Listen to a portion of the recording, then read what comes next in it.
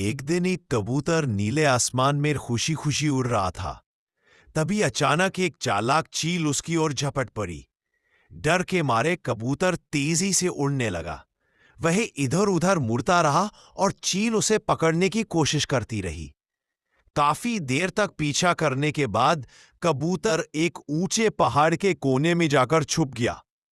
चील उसे ना पाकर थक गई और थोड़ी देर बाद वहां से चली गई। खतरा टलते ही कबूतर बाहर निकला।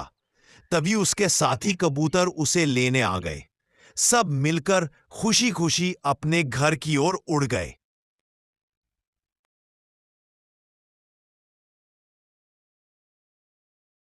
एक तालाब के किनारे एक पुराना बरगद का पेड़ था।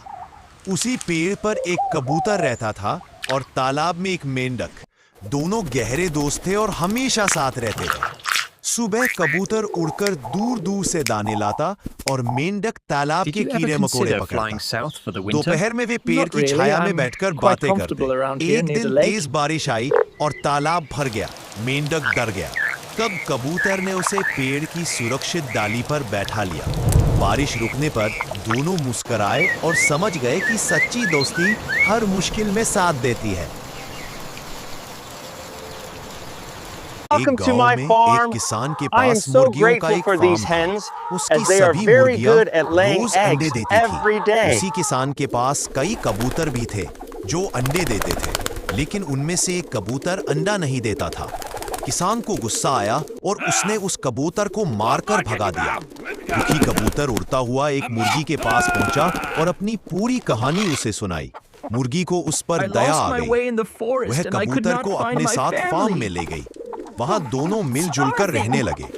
समय के साथ किसान को भी समझ आ गया कि दया सबसे बड़ी सीख है।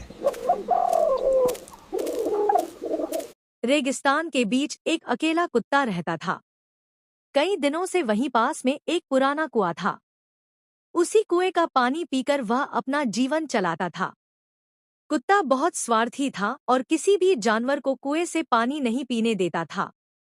एक दिन तेज धूप में प्यासा एक हाथी वहां आया। उसने कुत्ते से विनती की कि उसे थोड़ा पानी पीने दे, लेकिन कुत्ते ने मना कर दिया। हाथी को बहुत बुरा लगा। गुस्से में उसने अपनी सूंड से रेत डालकर कुएं को ढक दिया। अब कुत्ता भी पानी के बिना रह गया और उसे अपनी गलती का एहसास हुआ। कहानी सिखाती है कि स्वार्थ बुरा होता है।